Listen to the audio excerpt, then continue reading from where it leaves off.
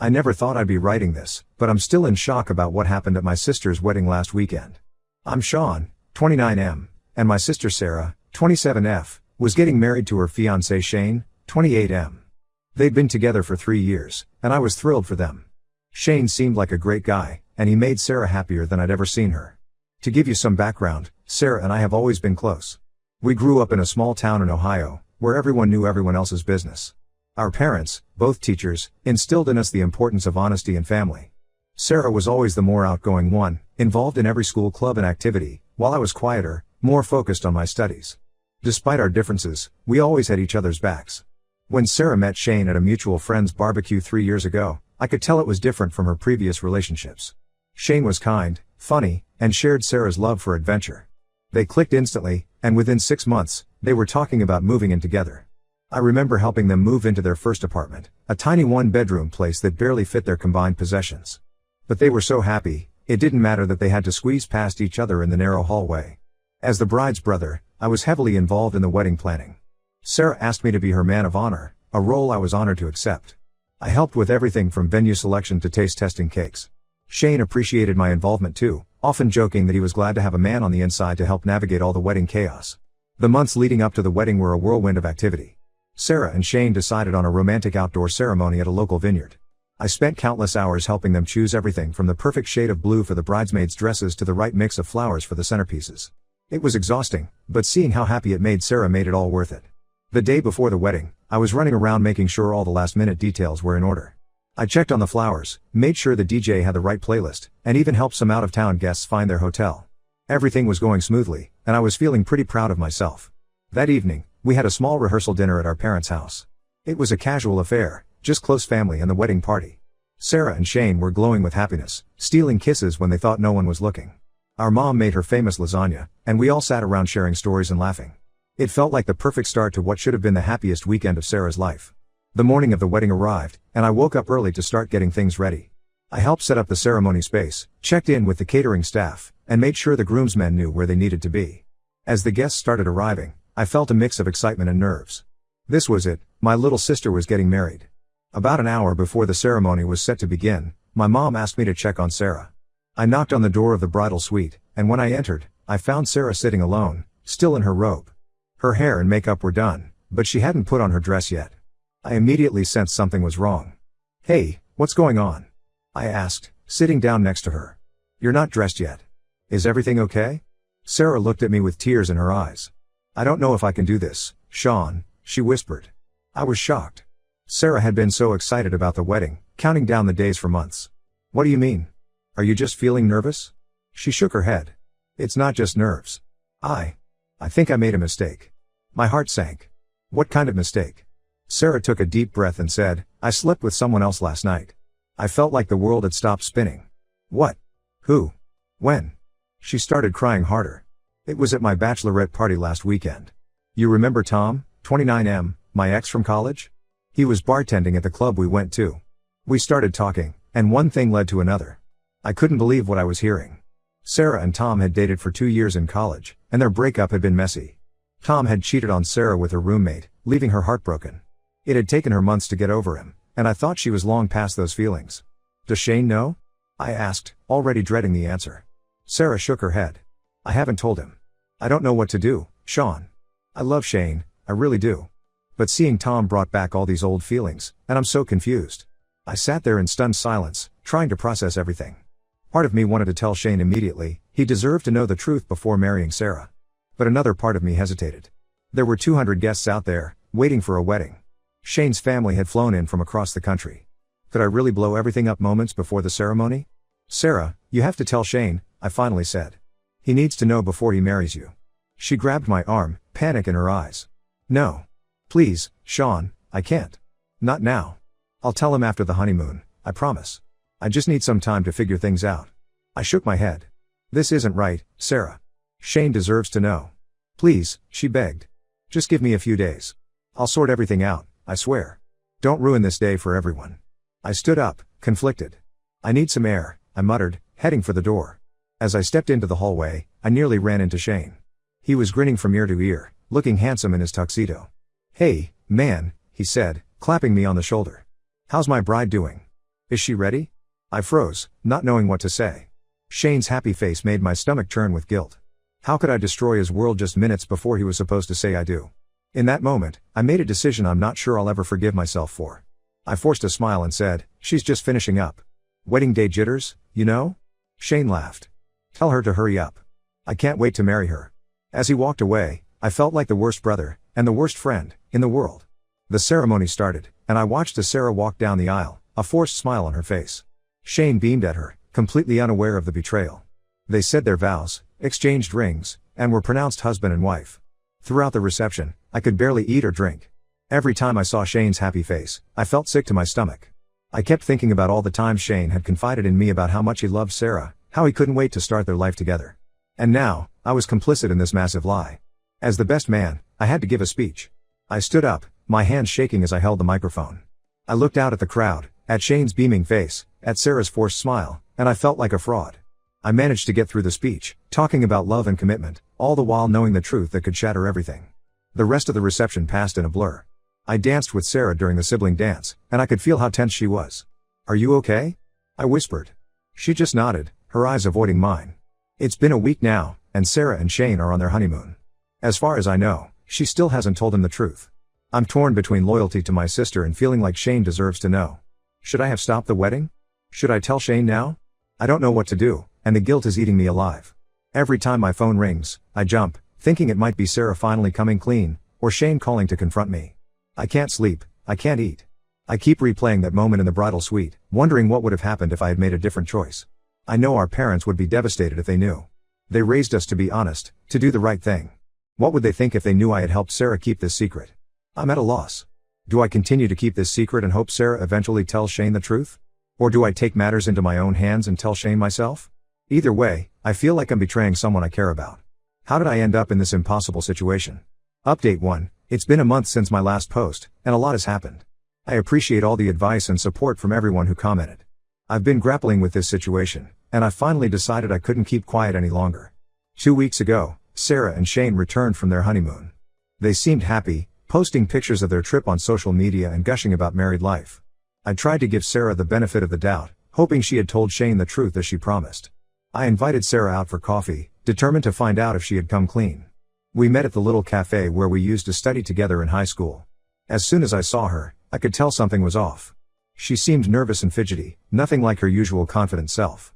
So, I said, trying to keep my voice calm, how was the honeymoon? Sarah smiled, but it didn't reach her eyes. It was great. Shane and I had an amazing time. We went snorkeling, tried all these exotic foods. I let her ramble on for a bit, describing their adventures. But I couldn't shake the feeling that something was wrong. Finally, I took a deep breath and asked the question that had been eating at me for weeks. Did you tell him? Her face fell, and I knew the answer before she spoke. I couldn't do it, Sean. We were having such a wonderful time, and I couldn't bring myself to ruin everything. I felt a surge of anger. Sarah, you promised. Shane deserves to know the truth. She started crying, mascara running down her cheeks. I know. But I love him so much. It was a stupid mistake, and it will never happen again. Can't we just forget about it? I shook my head. No, we can't. This isn't fair to Shane, and it's not fair to me to keep this secret. Sarah begged me not to say anything, but I knew I couldn't stay silent any longer. I told her she had 24 hours to tell Shane herself, or I would do it. The next day was one of the longest of my life. I kept checking my phone, hoping to hear from Sarah or Shane. But as the hours ticked by, there was nothing but silence. Finally, just as I was about to call Shane myself, my phone rang. It was Shane. His voice was shaky, and I could tell he had been crying. Is it true? He asked. Did Sarah really cheat on me? My heart sank. Yes, I said quietly. I'm so sorry, Shane. He was silent for a long moment. Then he asked, did you know? Before the wedding? I couldn't lie to him. Yes, I admitted. Sarah told me the morning of the wedding. I'm sorry I didn't tell you then. I made a terrible mistake. Shane's voice turned cold. You're right. You did make a mistake. Both of you betrayed me. He hung up, and I felt awful. I knew I had done the right thing by telling the truth, but I also knew I had waited far too long. Over the next few days, I tried to reach out to both Sarah and Shane, but neither of them would respond to my calls or messages. I heard through family that Shane had moved out of their apartment and was staying with a friend. Sarah finally called me a week later, sobbing. She said Shane was filing for an annulment and wanted nothing to do with her. She blamed me for ruining her marriage. You should have kept your mouth shut, she yelled. We could have worked through this. I tried to reason with her. Sarah, this is not my fault. You're the one who cheated, and you're the one who lied. Shane deserved to know the truth. She hung up on me, and we haven't spoken since. The fallout has been intense. Our parents are devastated, trying to understand how everything fell apart so quickly. They don't know the full story yet. Sarah hasn't told them about the cheating, and I'm not sure it's my place to do so. Shane's family is furious. His sister, who I had become friends with during the wedding planning, sent me a scathing message accusing me of ruining her brother's life. I wanted to explain, to tell her that I was just trying to do the right thing, but I knew it wouldn't make a difference. I'm still struggling with guilt over not speaking up sooner, but I know I did the right thing in the end. Shane didn't deserve to be lied to, and living with that secret was tearing me apart. I've been replaying the events of the past month in my head, wondering if there was anything I could have done differently. Should I have told Shane the moment Sarah confessed to me?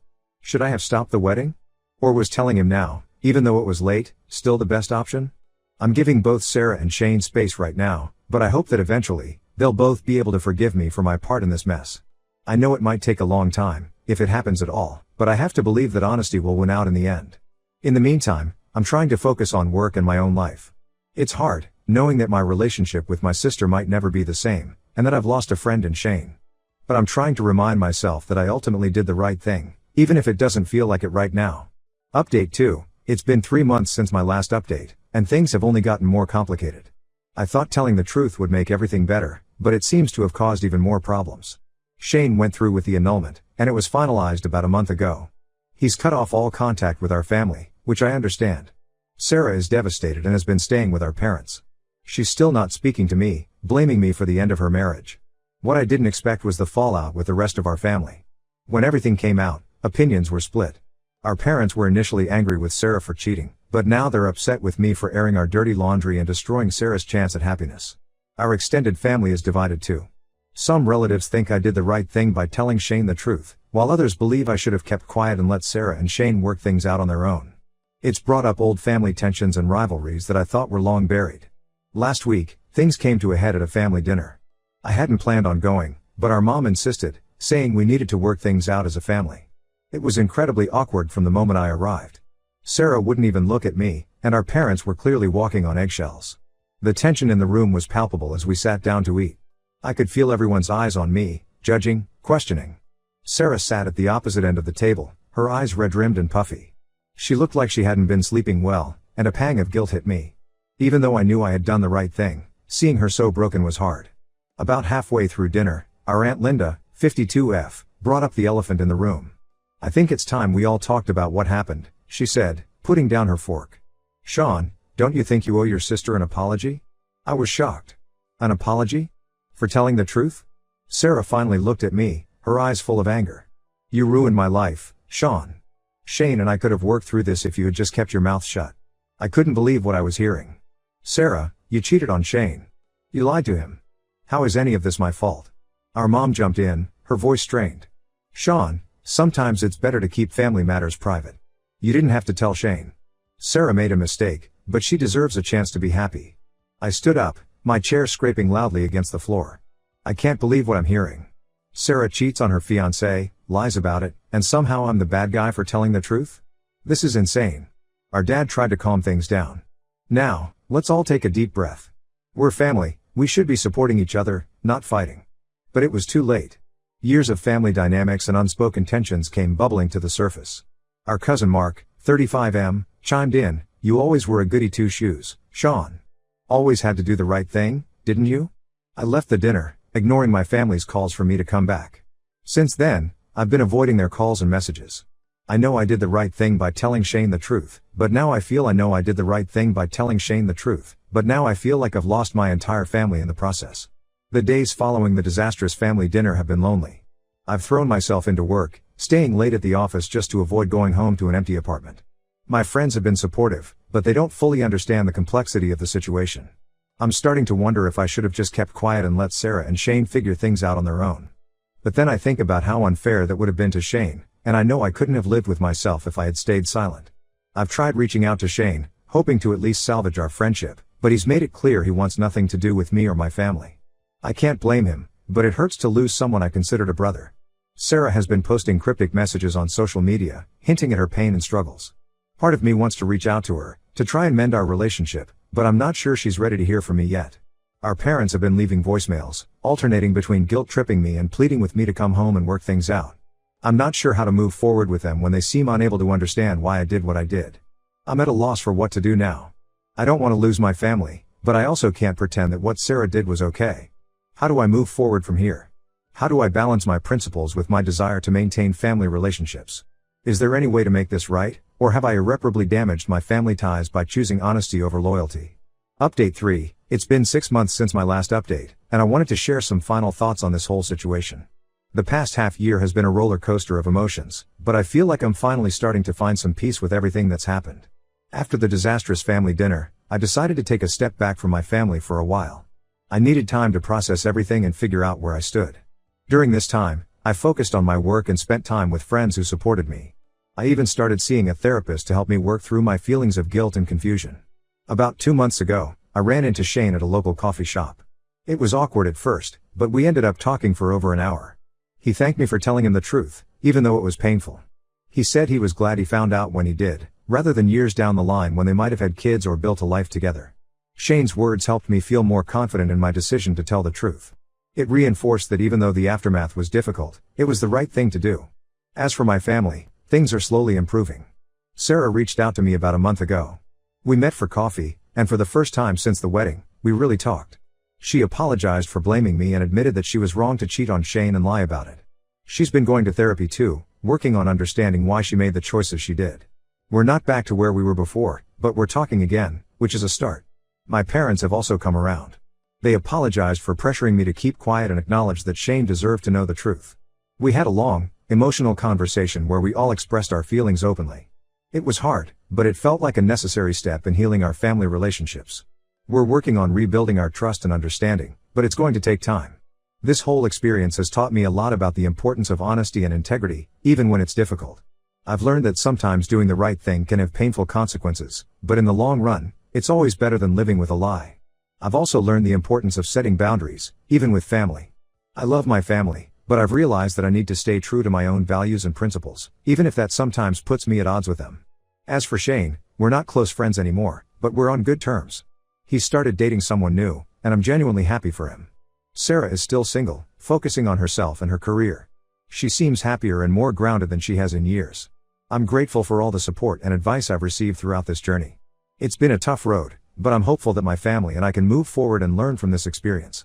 I know there will still be tough days ahead, but I feel better equipped to handle them now. To anyone out there facing a similar dilemma, I would say this: always choose honesty, even when it's hard. The short-term pain is worth the long-term peace of mind. And remember, it's okay to prioritize your own mental health and well-being, even if it means stepping back from family for a while.